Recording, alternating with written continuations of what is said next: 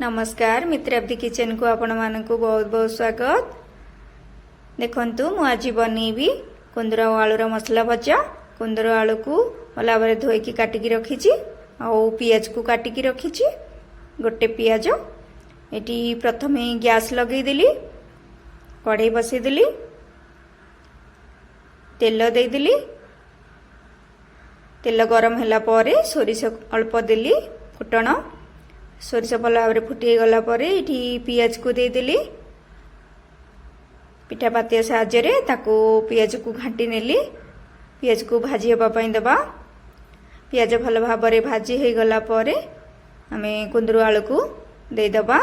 देखंतु मु एठी कुंदरू आलू को दे देली। पियाज भल भाव भाजी गला परे मु एठी हळदी गुंड दे देली, लंका गुंड दे देली, स्वाद अनुसार लुण देली। देकी ताकू पिठा पातिया साहाय्य भल भाव मिसई नबा, घांटी दबा।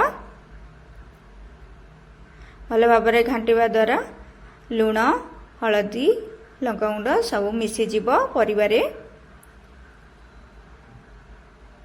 पखाळ सहित एमती मसला भजा होती बोले बहुत भल लगे खाइबा को।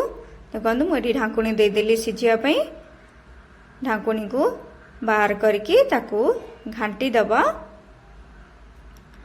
एमिती घोड़े घोड़े भाजी देले भजाटी आमर जल्दी हो जिवो। पुणी ढाकुणी को देदबा। ढाकुणी को बाहर करवा किछि समय पर बाहर करके ताको पुणी आउ थरे घांटी दबा। परिवार जो पानी अंशटा अल्प रही है सी पानी पूरा सुखी जाइए।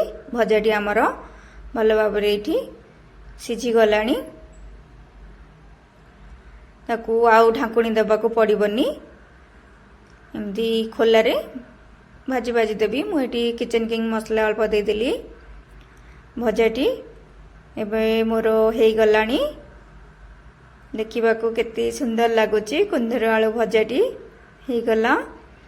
आपण मानक जदि वीडियोटी भल लगे ताहले लाइक शेयर और सब्सक्राइब कर दियंतु। आपण माने भी घरे बनै खांतु। प्रथम शेष पर्यंत देखिथिबारु आपण मानकु बहुत बहुत धन्यवाद।